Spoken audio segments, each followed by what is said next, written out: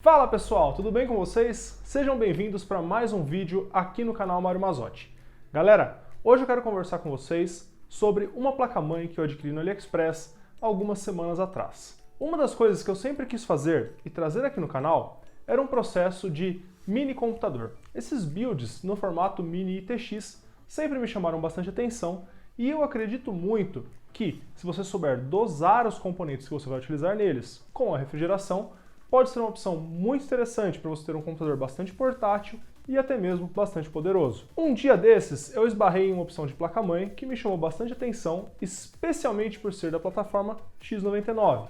O nome dela é X99i CE5 e ela é vendida pela Alzenit, ou melhor, ela era vendida. Infelizmente, a X99i CE5 foi descontinuada. Naquele momento, eu acabei comprando a placa-mãe para fazer esse projeto e acabei tendo alguns problemas. E é justamente por isso que eu decidi vir aqui falar com vocês. A intenção não é exatamente, só estou fazendo um review da placa-mãe, mas falar um pouquinho sobre a moral da história, sobre as coisas que aconteceram durante a aquisição, e como que chegou e quais foram esses probleminhas que eu tive. O primeiro ponto que eu gostaria de falar com vocês, pessoal, é justamente sobre problemas em descrição de produtos. Muitas vezes, quando a gente está explorando o AliExpress e acaba encontrando aquela peça nova que você nunca tinha ouvido falar na vida, você acaba esbarrando em situações onde a descrição não é exatamente precisa ou honesta em relação ao que realmente vai chegar com o produto. Nós tivemos bastante disso quando as placas-mãe começaram a migrar do chipset X99 para os chipsets de desktop. Porém, na descrição, continuava escrito que o chipset das placas-mãe era X99. Isso pode ser até uma desonestidade ou apenas um erro na hora do pessoal digitar as características do produto e acabou passando aí uma informação um pouquinho errada. No meu caso, eu acabei indo na febre de querer uma mini placa-mãe. Olhei a foto dela e ela parecia ter o formato adequado. O nome dela, X99i, remete à mini ITX. E acabei comprando ela para quando chegou aqui eu ter a péssima surpresa de que ela não cabia no gabinete que eu escolhi para fazer o build. Pois bem, pessoal, a X99i CE5 não é uma placa-mãe mini ITX, ela é uma placa-mãe mini DTX, que é um formato que tem basicamente um slot a mais. Deixa eu mostrar a placa-mãe aqui para vocês. Se vocês prestarem atenção, vão perceber que ela é uma placa-mãe bem pequena, bem menor do que as placas-mãe Micro ATX que nós costumamos comprar no AliExpress e que já são menores do que o padrão Micro ATX convencional. Ela possui só um slot PCI Express e foi aqui o meu deslize. As placas-mãe Mini ITX possuem também um slot PCI Express, porém eles ficam um pouquinho mais próximos do processador. Quando eu olhei essa placa-mãe, achei que ela seria uma opção razoável para esse build, quando na verdade ela simplesmente não caberia em um gabinete, ou pelo menos não para a utilização de uma placa de vídeo que seja mais de um slot. No caso, as minhas placas de vídeo são todas dual slot e hoje em dia nem se vende mais placas de vídeo um pouquinho mais parrudas single slot. Portanto, no meu gabinete seria impossível seguir com o projeto com essa placa-mãe. Apesar da minha desatenção na hora de comprar o produto e eventualmente a falta das informações e características no anúncio dela lá no AliExpress, a placa-mãe chegou e a primeira impressão foi muito boa. Ela veio dentro dessa caixa, estava super bem acolchoada, acompanhava manual de instruções, o backplate, obviamente, 2 cabos SATA, pasta térmica e, honestamente, eu achei que veio num pacote até melhor do que a maioria das outras placas-mãe que eu já comprei do AliExpress, inclusive em relação à X99F8, que é uma placa-mãe da Wananzi que custou muito mais caro quando eu comprei do que essa Alzenit. Com essa primeira impressão muito positiva, eu fui logo para os testes para ver como é que essa placa-mãe desempenhava com alguns processadores que eu tenho aqui em casa. E foi aí que chegou, de fato, a minha primeira decepção e que não foi culpa minha dessa vez. Ao tentar bootar com a placa-mãe, eu não tive sucesso.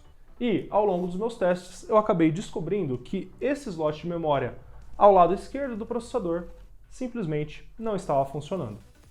Quando nós falamos de uma placa-mãe como a X99RS9, que eu já cobri num vídeo aqui no canal, se nós tivéssemos um slot defeituoso, eventualmente 2 slots defeituosos, nós teríamos ainda a possibilidade de utilizar 2 pentes de memória e as memórias em Dual Channel. Em se tratando de uma placa-mãe que possui somente 2 slots e suporte a Dual Channel, nesse caso eu vou ficar limitado tanto em capacidade de memória, por usar somente um slot, e que os pentes de memória maiores disponíveis, apesar de serem de 32 GB, custam muito caro, eu ainda vou perder cerca de 20% de desempenho em jogos se eu quiser utilizar essa placa-mãe para jogar alguma coisa.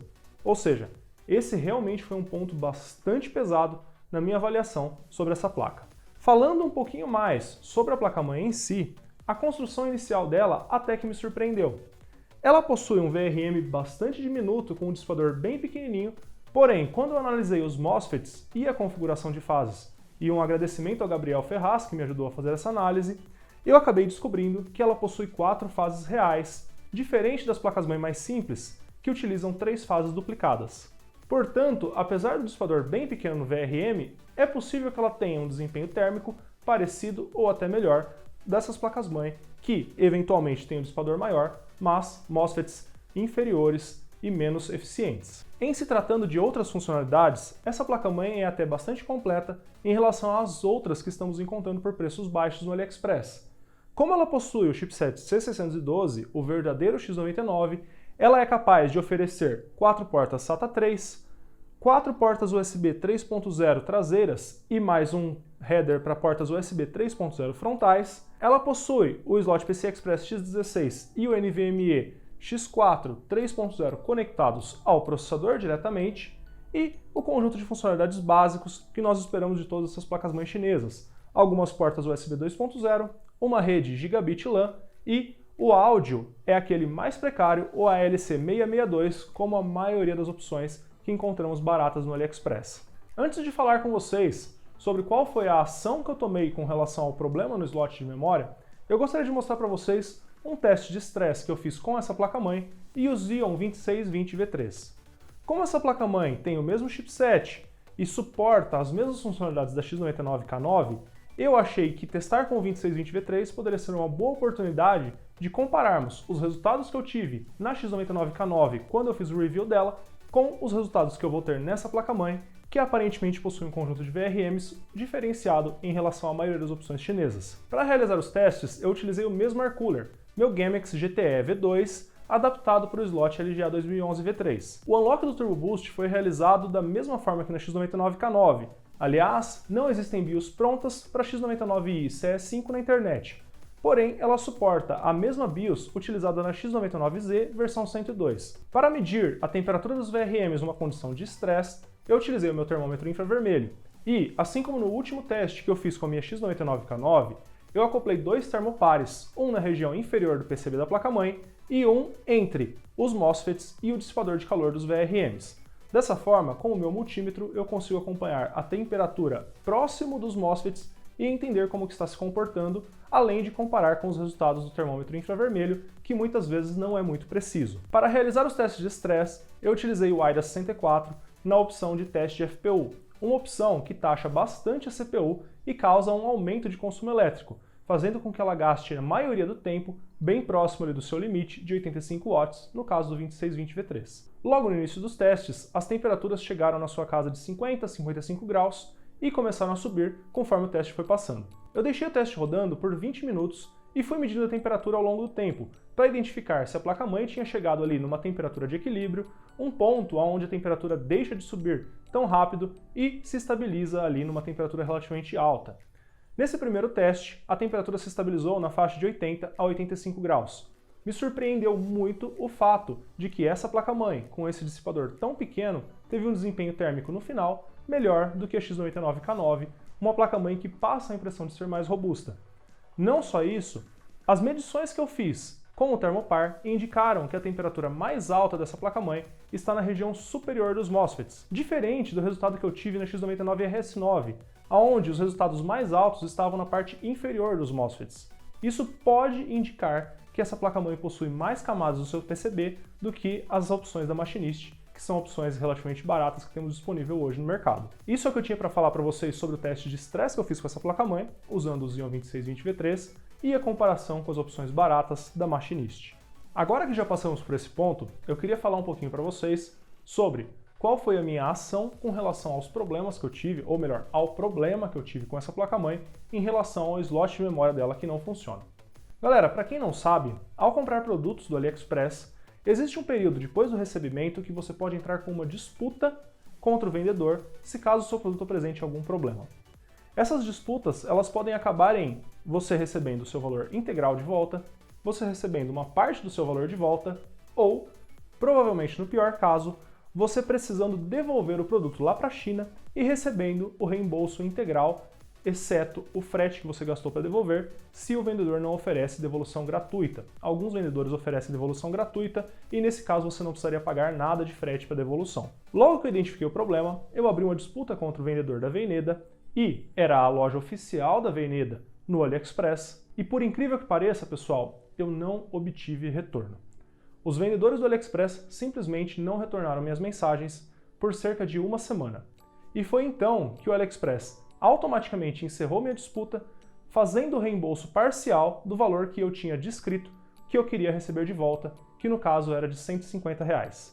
Ou seja, eu recebi um desconto na minha conta do AliExpress de R$150 pelo problema que eu tive com essa placa-mãe. Como o custo original dela foi na casa de R$490, ela acabou saindo para mim algo como R$340, R$350, e eu acredito que para alguns usos que eu posso ter dessa placa-mãe, e inclusive para uso de produtividade, se eu utilizar um pente de 16 ou 32 GB de memória, ela vai atender muito bem.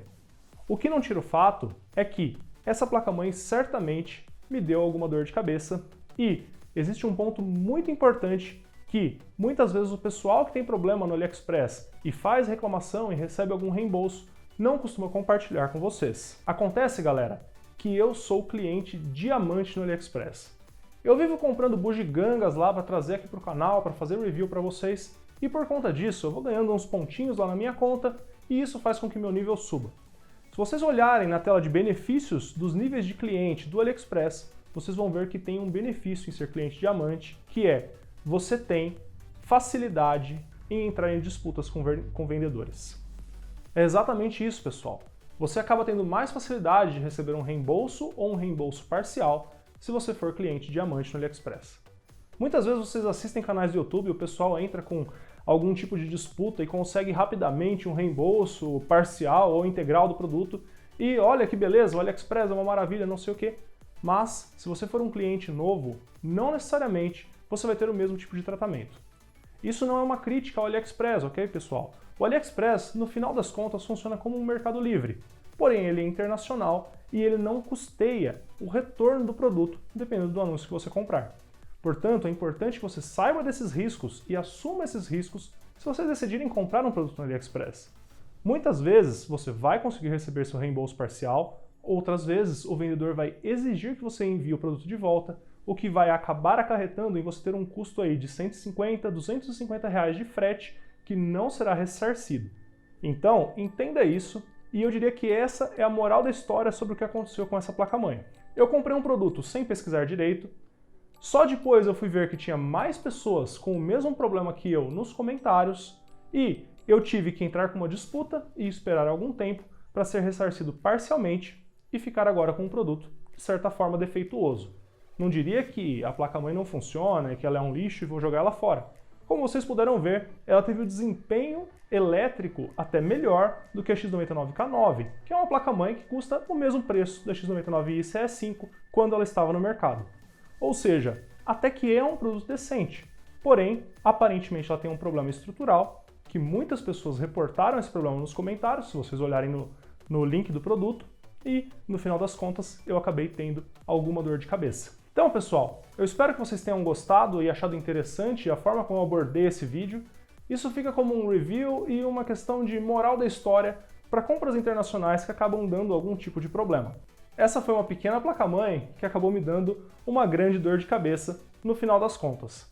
De qualquer modo, fica aí como uma experiência. Eu diria que essa foi minha primeira experiência ruim de compras internacionais, sendo que eu já fiz mais de 80 compras no AliExpress só desde que eu comecei esse canal no YouTube. É verdade, galera, mais de 80 compras no AliExpress. Essa foi a primeira vez que eu tive algum tipo de problema.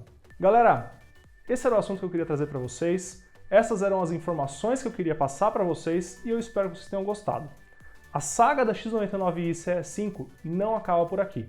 Eu tenho um conteúdo muito legal que eu vou aproveitar o fato de ela ter um dissipador bem pequeno no VRM para mostrar para vocês.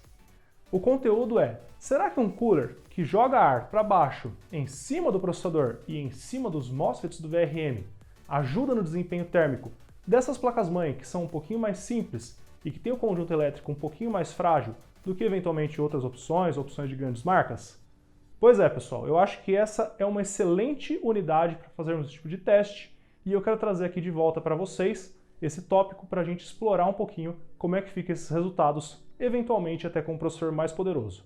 Então, se você tiver interesse nesse conteúdo, não se esqueça de se inscrever aqui no canal. Se você gostou desse vídeo, deixa um like aqui embaixo, isso ajuda pra caramba o YouTube a entender que as pessoas estão gostando desse conteúdo. Eu vou ficando por aqui, nos vemos no próximo vídeo. Valeu!